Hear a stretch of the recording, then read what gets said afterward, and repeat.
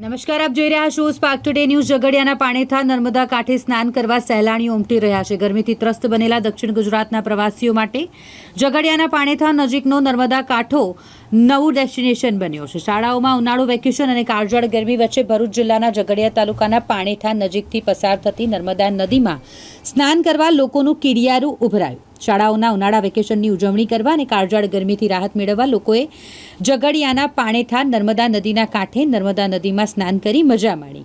હાલ રાજ્યભરમાં ભારે ગરમીનો સામનો લોકો કરી રહ્યા છે। ગરમીથી ત્રસ્ત થયેલા લોકો રાહત મેળવવા માટે સ્વિમિંગ પુલ, પહાડોમાંથી વહેતા કુદરતી ધોધ, વન્ય વિસ્તારો આ તમામ જગ્યાએ ફરી અને ગરમીથી રાહત મેળવતા હોય છે। ત્યારે ભરૂચ, અંકલેશ્વર તેમજ દક્ષિણ ગુજરાતના પ્રવાસીઓ ઝઘડિયાના પાણીથા નજીકથી વહેતી નર્મદા નદીમાં સ્નાન કરી અને ગરમીથી રાહત મેળવી મજા માણી રહ્યા છે। પાણીથા નજીકથી પસાર થતી નર્મદા નદીમાં હાલ ઉનાળાને લઈને પાણીની આવક ઘટી હોય ગરમીથી ત્રસ્ત બનેલા લોકોએ રીતસર પડાપડી કરી સ્નાન કરવાની મજા માણી।